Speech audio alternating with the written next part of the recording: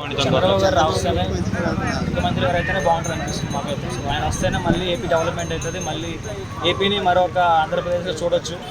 లేకుంటే మరి వరస్ట్ అయిపోతుంది, మళ్ళీ మొత్తం అమ్మేస్తాడు జగన్ మొత్తం. జగన్ గారి పరిపాలన బాగాలేదంటారు. ఏం బాగాలేదంటారు? ఏం అసలు ఏం డెవలప్మెంట్ ఏం లేదు. అసలు స్టూడెంట్స్కి జాబ్స్ లేవు, రైతులకి అసలు ఏం లేదు. ఏదో ఒకటి ఇచ్చాడు, ఏది నవరత్నాలు అని చెప్పేసి. ఆ నవరత్నాలు కూడా ఎవరికి అసలు ఏది అసలు అందరికి వచ్చిందే లేదు, దానివల్ల ఎవరికి యూజ్ లేదు. అండ్ అలాగే వాలంటీర్ జాబ్స్ అని చెప్పి కూడా ఒక 5,000 శాలరీతో ఇచ్చి ఆ వాలంటీర్ ఒక 5,000 తోటి కుటుంబాన్ని ఎలా సాగుతారండి? ఇప్పుడున్న రేట్లకి ఎలా ఉన్నాయి అసలు? ఒక 5,000లో మనకి ఏమొస్తాయి? నిత్యావసర వస్తువులు కావచ్చు, సరుకులు కావచ్చు, గ్యాస్ సిలిండర్ కావచ్చు. అంటే ఇదంతా స్కామ్ ఏంటి? ఒక 5,000 తోటి ఒక వాలంటీర్ జాబులు పెట్టేసి వచ్చే తరం కూడా నేనే రావాలి, మళ్ళీ వీళ్ళకి జాబులు ఇచ్చానని చెప్పుకోవడానికి ఇచ్చేది తప్ప కానీ వేరే దాంట్లో ఏం లేదు. మరి ఏ నమ్మకం మీద పోయినట్టు 175 అంటున్నారు? 175 అంటున్నారు.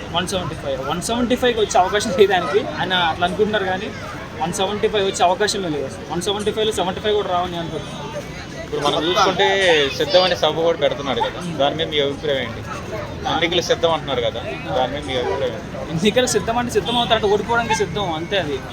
అది ఓడిపోవడానికి క్లియర్గా ఆయనకి అర్థమైపోయి ముందే. సో నేను ఏదో ధైర్యంగా ఉండాలి, నేను మళ్ళీ ఓడిపోవడానికి ఇట్లా ఉండకూడదని ఒక మరో ప్రయత్నం అంతా. కానీ ఆయనకి అర్థమైపోయింది సీను. సో మళ్ళీ వచ్చే టైం నాకు రాదు, నన్ను ప్రజలకి ఇప్పటికీ అర్థమని చెప్పేసి అలా మరొక సిద్ధం. ఓకే, ఇప్పుడు చంద్రబాబు నాయుడు గారు వస్తే ఏపీలో మళ్ళీ ఎలాంటి అభివృద్ధి చూడొచ్చు మనం? సో చంద్రబాబు గారు మళ్ళీ ఏపీలో వస్తే ఏంటంటే మళ్ళీ ఏపీ డెవలప్మెంట్ అవుతుంది. చాలామందికి రుణమాఫీలు అవుతాయి, జాబ్స్ వస్తాయి.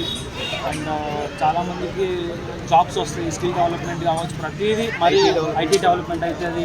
సో చాలా బాగుంటుంది ఏపీని. ఓకే, ఇప్పుడు టీడీపీలో పవన్ కళ్యాణ్ పాత్ర ఎలా ఉంటుంది అనుకోండి?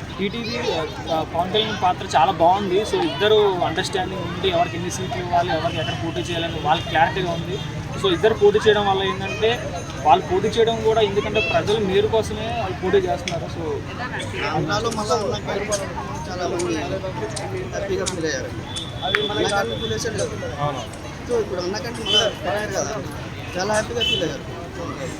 ఓకే, కొన్నిసారి మనం చూసుకుంటే టీడీపీకి 23 సీట్లు వచ్చినాయి. ఈసారి జనసేన టీడీపీ పొత్తులు ఎన్నో వస్తాయి అనుకుంటున్నారు? టీడీపీ జనసేన పొత్తులో నాకు తెలిసి 175కి ఒక 120 సీట్లు 100 సీట్లు లోపు రావచ్చు.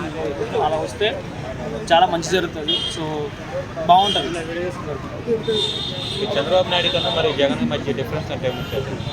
చంద్రబాబు గారికి చంద్రబాబు నాయుడు వస్తే వర్షాలు పడవు అంటున్నారు కదా జగన్మోహన్ రెడ్డి. చంద్రబాబు గారు వస్తే ప్రజలకి మేలు జరుగుతుంది. ప్రజలు ఇప్పుడు రైతులకు మేలు జరుగుతుంది, స్టూడెంట్స్కి జాబులు వస్తాయి, చాలా బాగుంటుంది.